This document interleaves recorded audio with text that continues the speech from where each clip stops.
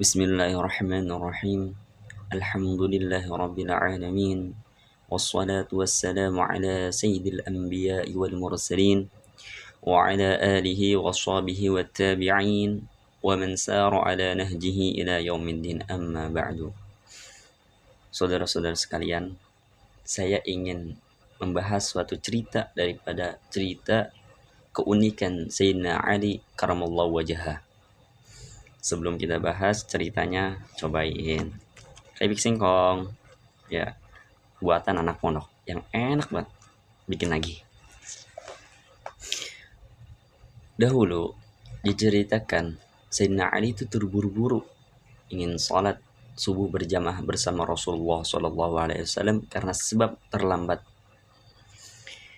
Ketika di jalan, Sayyidina Ali bertemu daripada kakek-kakek yang jalannya pelan, lembut, beribawa. Akan tapi Sayyidina Ali tidak mau mendahulunya dan mendahului daripada adabnya, yaitu Sayyidina Ali jalan di belakang daripada kakek-kakek tua itu. Tatkala dekat daripada masjid, kakek-kakek ini belok, kagak masuk masjid. Masuklah Sayyidina Ali ke masjid dan didapati Sayyidina Ali itu mendapat ruku daripada rukunya Rasulullah SAW. Tapi rukunya Rasulullah ini beda. Panjangnya itu perkiraan 2 kali ruku seperti biasa Rasulullah SAW itu sholat. Setelah selesai daripada sholat, Sayyidina Ali pun bertanya kepada Rasulullah, "Ya Rasul, tumben-tumbenan nih, rukunya panjang, nggak seperti biasanya.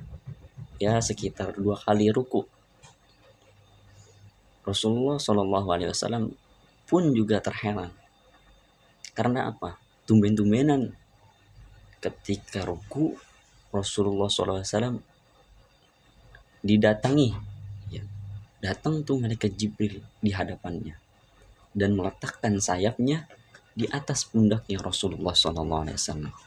Ditahan tuh pundaknya Rasulullah oleh sayap daripada malaikat Jibril alaihissalam. Dan ketika itu malaikat Jibril berkata kepada Rasulullah, ketika dalam keadaan ruku, malaikat Jibril berkata, "Ya Rasul, baca Subhana Rabbil Azimi." Baca tuh ketika ruku. Dibaca oleh Sayyidina Rasulullah SAW ketika ruku. Dan ketika ruku itu juga Sayyidina Rasulullah SAW itu merasa berat sehingga susah untuk bangkit daripada ruku untuk tidak. Akhirnya para sahabat juga heran, tumben-tumbenan Rasulullah SAW itu rukunya itu panjang 2 kali ruku daripada hal biasanya. Sayyidina Ali terheran-heran, sahabat juga terheran-heran, Rasulullah pun juga terheran-heran, tumben-tumbenan malaikat Jibril datang di hadapannya Rasul, menahan daripada pundaknya Rasulullah SAW.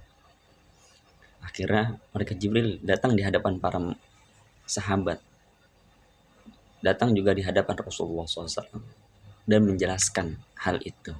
Ingat, yang hanya mengetahui malaikat Jibril yaitu Rasulullah SAW. Malaikat Jibril pun menjelaskan, ketika ruku, Sayyidina Ali itu ingin sholat berjamaah.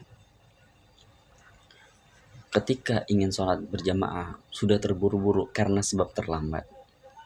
Di pertengahan jalan ketemu kakek yang jalannya lambat, pelan,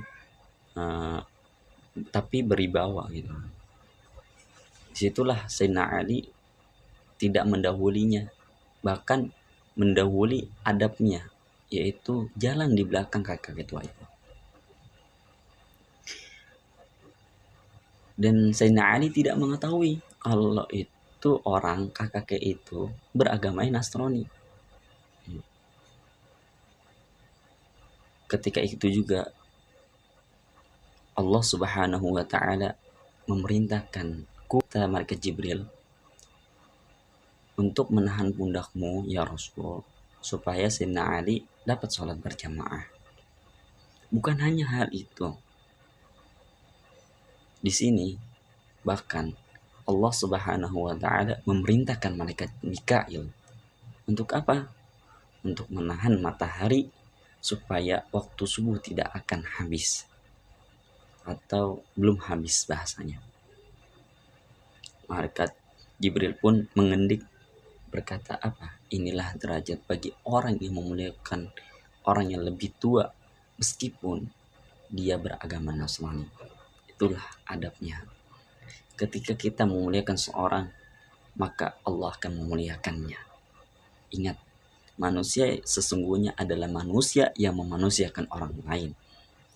Dan ini saya bahas di dalam kitab Usfuriyah karya Syekh Abu Bakar Al-Usfuri. Cerita ini sangat mengesan bagi kita, bahwasanya kita harus menghormati orang yang lebih tua, menghormati yang lebih muda, karena kita tidak tahu di mana keletakan kemuliaan yang Allah berikan kepada kita karena sebab daripada kita memuliakan seseorang. Mungkin hanya itu yang dapat saya bahas. Mudah-mudahan ilmu ini bermanfaat bagi diri saya khususnya, dan umumnya bagi kalian saudara-saudaraku sekalian. Terima kasih. Wassalamualaikum warahmatullahi wabarakatuh.